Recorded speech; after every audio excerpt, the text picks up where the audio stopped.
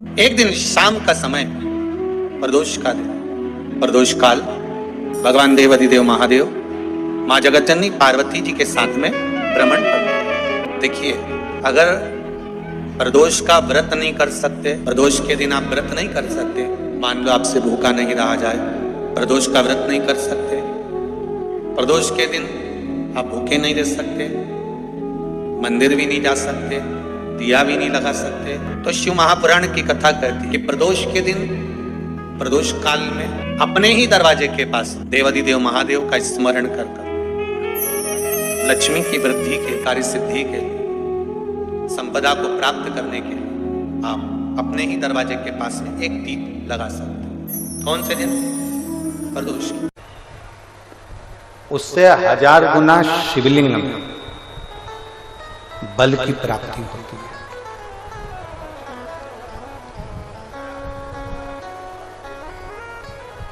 प्रदोष के दिन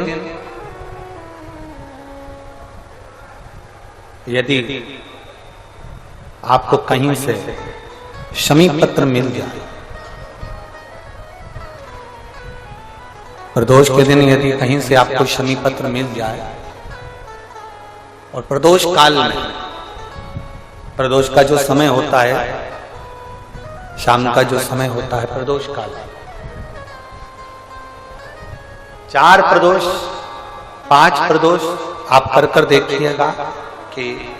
आपका कोई काम है, कोई नौकरी के लिए आप अप्लाई कर रहे हैं, कोई समस्या बड़ी विकट आ गई है,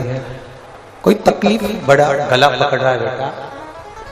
कोई तकलीफ विकट आ गई है, कोई समस्या विकट आ गई है, प्रदोष के प्रदोष काल में अगर एक शमी पत्र भी आप घर के शिवलिंग को, अब ये करने के लिए आपको मंदिर के शिवलिंग नहीं जाना, अपने घर में जो शिवलिंग, चाहे वो स्फटिक का हो, पारद का हो, कंकर शंकर का हो, लकड़ी का हो, जो शिवलिंग तुम्हारे घर में, कांच का हो, चाहे वो नर्मदा के कंकर का हो, नर्मदेश्वर हो, पाषाण का हो, जो शिवलिंग, चांदी का हो, सोने का हो, तांबे का हो, पीतल का हो, जो शिवलिंग तुम्हारे, एक शमी पत्र यदि आप भगवान शंकर के शिवलिंग पर समर्पित कर रहे हो और उस शमी पत्र को उठाकर रात्रि को 9:15 की जो एक मुहूर्त होता है, एक समय होता है, जिस समय पर हम अपने मन की बात भगवान शंकर को कहते हैं, पूर्व में भी इसका वर्णन हम कर चुके हैं कथाओं में, उस 9:15 पर वो शमी पत्र को उठाकर एक कागज में, एक कटोरी में उसको रखते थे। 4 या 5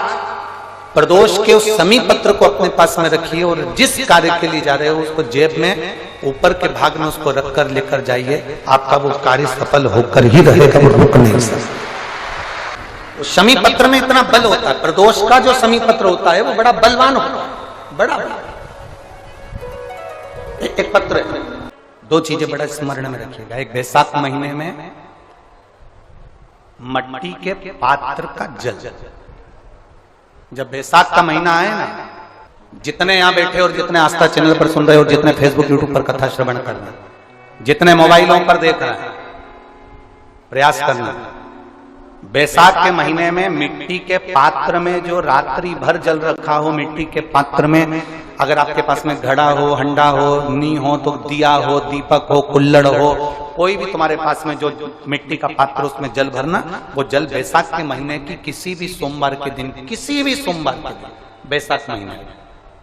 या किसी प्रदोष के दिन या बैसाख महीने के शिवरात्रि के दिन, वो मिट्टी के पात्र का जल अपने घर के प्रत्येक व्यक्ति का स्पर्श कराकर उस मिट्टी के पात्र के जल को तांबे के पात्र में डाल लीजिए और घर के प्रत्येक व्यक्ति का स्पर्श करा लीजिए और शंकर भगवान पर कुंदकेश्वर महादेव के नाम से समर्पित करिए। कुंदकेश्वर महादेव, कभी जीवन में पीछे पलट कर देखने की जरूरत नहीं पड़ेगी, आप उन्नति की सीढ़ी की ओर बढ़ते चले जाओगे। किसी भी प्रदोष के दिन, प्रदोष काल में एक बार लगा दे, उसके बाद में अपनी कामना कर बेलपत्री, एक छोटा सा उपाय अवश्य करिएगा। अगर बच्चे कोई एग्जाम में बैठ रहे हैं या कंपटीशन एग्जाम है या नौकरी के लिए अप्लाई कर रहे हो, मान लो 4-6 महीने से बैठे हो, 8 महीने से बैठे हो, सर्विस नहीं है, नौकरी नहीं है, तो एक छोटा सा उपाय अवश्य करिएगा शिव महापुराण का। महाराज बेलपत्री के पेड़ के नीचे विराजमान होकर, बेलपत्री के पेड़ के नीचे जिसको नौकरी के लिए या एग्जाम में बैठ रहा है वो जल चढ़ाए, बेलपत्री के पेड़ के नीचे थोड़ा सा दूध चढ़ाए, फिर जल चढ़ाए और अपने राइट भाग में घी का दिया और अपने लेफ्ट भाग में तेल का दिया। किसी भी प्रदोष के दिन, प्रदोष काल में एक बार लगा दे, उसके बाद में अपनी कामना कर कर बेलपत्री के पेड़ के नीचे धोख लगाकर प्रणाम कर कर जाए और चले जाए इंटरव्यू के लिए, बाबा उत्तीर्ण करा ही देगा, नौकरी दिलाए। जिस दिन रविवार की प्रदोष पड़े उस दिन एक लाल वस्त्र में पीली सरसों रखकर और उसके अंतर्गत कुछ भी एक, या तो बमूल का कांटा ना मिले तो गुलाब का कांटा ही उसके अंतर्गत रख लीजिए। और मान लो कोई काम ऐसा है कि उसमें पैसा तुम्हारा आ ही नहीं रहा, बहुत घाटे पर घाटा जा रहा है, नुकसान बहुत हो रहा है और कोई काम हो ही नहीं रहा, तो महाराज जिस दिन रविवार की प्रदोष पड़े उस दिन एक लाल वस्त्र में पीली सरसों रखकर और उसके अंतर्गत कुछ भी एक, या तो बमूल का कांटा ना मिले तो गुलाब का कांटा ही उसके अंतर्गत रख लीजिए और उसको शिव मंदिर का स्मरण कराकर शंकर भगवान का नाम लेकर रू भैरव, कौन सा भैरव है उसकी भी कथा भी आने वाली है। ये दारुक नाम के राक्षस का संहार करने के लिए जब माता अवतार लेगी तब शंकर भगवान बच्चे का रूप रखकर रोएंगे, तो शिव जी का एक नाम होगा रू भैरव। ये भैरव कहां पर रहता है, तो कहा ये शमशान में रहता है। कहां रहता है ये भैरव? शंकर का जो एक अवतार है रू भैरव, ये भैरव अवतार शमशान में रहता है। तो इस भैरव का काम क्या है, तो कहा शमशान में, शमशान की जो अग्नि होती है भले की लकड़ी रहे, भले उसमें कोई पदार्थ डाले ना डाले, थोड़ी देर में वो अग्नि रू आवाज, हल्की सी शमशान की जो अग्नि जलती है उसमें एक आवाज आती है। आप ऐसे कोई अग्नि जलाएंगे ना तो आवाज नहीं आएगी, ध्यान देना। हमारे शमशान में अगर जो लोग गए होंगे मुर्दा जलाने के लिए, तो अगर वो एकांत में बैठेंगे तो उसमें से एक आवाज आती है रू रू। तो शिव पुराण कह रही है कि उस सरसों को, कांटे को रू भैरव का नाम लेकर जिस व्यापार जो नहीं चल रहा है, दुकान जो नहीं चल रही है, उस दुकान के सामने, उस व्यापार के सम्मुख में उसको जला दिया जाता है। ये करा जाता है रवि प्रदोष के दिन। महाराज कौन से प्रदोष? रवि प्रदोष के, जो सुख का भान कराती है, व्यापार की उन्नति के लिए, समृद्धि के लिए, लक्ष्मी के लिए इसका प्रयोग किया जाए। तो यहां पर दारुक नाम का जो असुर है, दारुक नाम का जो राक्षस है, उसका एक ही कहना है कि मैं मरूं, मना नहीं है ब्रह्मदेव पर, वो मरने का। नंदी का एक पांव जो ऊपर होता है, आप लोग दर्शन करे होंगे शंकर जी के मंदिर में नंदी के, तो नंदी का एक पांव उठा हुआ होता है, एक पांव नीचा की ओर होता है। हड्डी से जुड़ा हुआ रोग, नेत्रों से जुड़ा हुआ, मस्तिष्क से जुड़ा हुआ कोई रोग रहता है तो एक नीले कलर का फूल आता है महाराज, उस फूल में हल्दी डालकर गुरुवार का प्रदोष पड़ने पर जो नंदी के पांव के पास समर्पित कर देता है महाराज, उसका रोग धीरे धीरे समाप्त होने लगता है। लिंग पुराण कहती है कि नंदीश्वर भगवान के सामने जो पुष्प समर्पित करा जाता है उसको, ये तो लिखा था स्कंद पुराण और शिव पुराण, लिंग पुराण कहती है जो फूल आपने समर्पित करा उसको लाकर पानी की बाल्टी में डालकर आप स्नान भी कर सकते हो, उससे भी हड्डी के जितने रोग होते हैं उसमें आराम लगने लगता है। जैसे कहीं शरीर नहीं चल रहा, हाथ झुंड पड़ रहा है, हाथ काम नहीं कर रहा, हाथ में झुंझुनी आ रही है, कंपन आ रहा है, जैसे मान लो कोई काम, चाहे वो शनिचरी प्रदोष हो, चाहे रविवार की हो, सोमवार की हो, मंगल की हो, बुधवार की हो, गुरुवार की हो, शुक्रवार की हो, शनिवार की हो, कोई भी वार की हो, प्रदोष, प्रदोष काल में शाम का समय सूर्य डूब रहा हो, बस डूबा ही हो, और उस समय पर केवल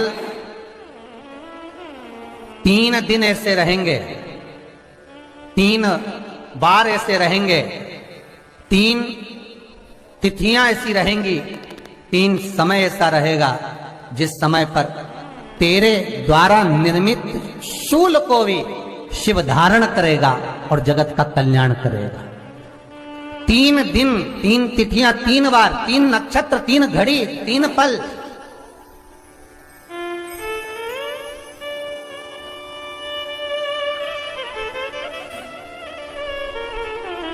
जिसमें बाबा शूल भी धारण करते हैं, और शूल अकेले धारण नहीं करते महाराज, जो धतूरा होता है ना, दर्शन करें धतूरे के, कांटे कांटे सा होता है धतूरा, तो वो धतूरे के साथ में बाबा शूल धारण करते हैं, बेलपत्री के शूल को। ये बहुत बहुत आनंदमय कथा है महाराज जी,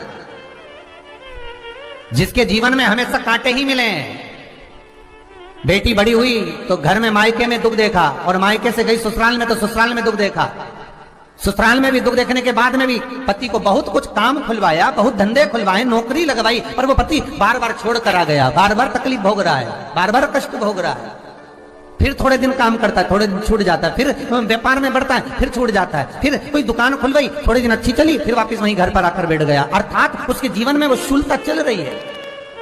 तो बाबा देवाधिदेव महादेव कहते हैं ये 3 घड़ी 3 पल 3 नक्षत्र 3 समय 3 दिन में जो शूल मुझे समर्पित करता है उसके जीवन से मैं शूल हटा देता हूं। वो 3 दिन लिखे स्कंद पुराण।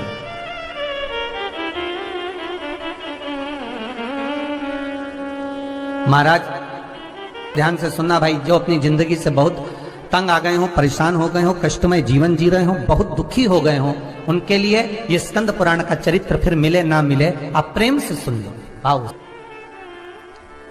चाहे वो शनिचरी प्रदोष हो, चाहे रविवार की हो, सोमवार की हो, मंगल की हो, बुधवार की हो, गुरुवार की हो, शुक्रवार की हो, शनिवार की हो, कोई भी वार की प्रदोष, प्रदोष काल में शाम का समय सूर्य डूब रहा हो, बस डूबा ही हो, और उस समय पर सूर्य के डूबन के तुरंत बाद बाबा को धतूरे के साथ में बेलपत्री ना चढ़ाते हुए बेलपत्री के वृक्ष के 7 कांटे बाबा के शिवलिंग पर समर्पित करे जाते हैं महाराज, अपनी जिंदगी में अड़चनों को हटाने के लिए। फिर आप जिस व्यापार में उतरे, जिस व्यवसाय में उतरे, जिस नौकरी में उतरे, आप दिल से करें, आपको तरक्की मिलेगी। आप हार नहीं सकते, नीचे नहीं आ सकते, उन्नति पर ही चढ़ेंगे। एक प्रदोष। दूसरा, शिवरात्रि के दिन मध्याह्न का समय महाराज, जो बड़ी शिवरात्रि होती है माघ की, बड़ी शिवरात्रि के अंतर्गत मध्याह्न का समय दोपहर के ठीक 12 बजे, चाहे फिर वो कोई भी दिन हो महाराज, शिवरात्रि जिस दिन पड़ रही हो, उस दिन भी धतूरे के साथ बाबा को 7 कांटे बेलपत्री के वृक्ष के समर्पित होते हैं महाराज। इसमें आप ये वाले जो कांटे हैं जो शिवरात्रि के दोपहर 12 बजे वाले हैं, अगर कोई मदिरा पीने वाला हो, व्यसन में डूबने वाला हो, कोई जुआ खेलने वाला हो, कोई गलत वैश्यावृत्ति करने वाला या अपने मार्ग से विचलित कोई व्यक्ति है, उसके लिए भी ये कांटे बहुत काम आते हैं महाराज। दूसरा, पार्वती तेरे द्वारा तेरे नयन अश्रु से जो प्रकटा हुआ बेल का वृक्ष है, द्वितीय शूल मैं वहां धारण करता हूं। तृतीय शूल, तीसरा शूल जो वर्णन करा गया महाराज, भगवान श्रावण के महीने में जो भी दूसरा सोमवार पड़े, जो भी पड़े श्रावण के महीने का दूसरा सोमवार, आप सबको पहले भी श्रावण के महीने में जो कथा कही उसका व्याख्यान वर्णन करा कि श्रावण का महीने का महत्व क्या है, वो भी आपको ऑनलाइन कथा में आप लोग सुन चुके हैं, लाइव कथा में श्रावण का पूरा महत्व बताया था कि श्रावण के महीने में शंकर भगवान को पूरा लेखा जोखा का भार प्रदान किया गया था। दूसरा सोमवार, श्रावण के महीने का जो दूसरा सोमवार होता है, उस दूसरे सोमवार में रात्रि के समय पर, अर्थात शास्त्र अब घड़ी और पल का स्मरण करेंगे तो रात्रि के बजेंगे 10 से 12 बजे महाराज, 10 से 12 के बीच में धतूरे के साथ बाबा को शूल समर्पित होता है महाराज। ये भी हमारी बाधाओं को, हमारी तकलीफों को, व्यापार व्यवसाय के लिए, नौकरी सर्विस के लिए, बहुत सारे एग्जाम में आप बैठ लिए, गवर्नमेंट एग्जाम के लिए बैठ लिए, नहीं हो रहा, ये 3 बार मेरे शंकर को बेलपत्री के वृक्ष के शूल समर्पित होते हैं, उसका आनंद पाना। मेरी जीजियों, 2 चीजें बड़ा स्मरण में रखिएगा। एक, वैशाख महीने में मट्टी के पात्र का जल, अभी क्या चल रहा है, फागुन, अभी क्या चल रहा है, फागुन। जब वैशाख का महीना आए ना,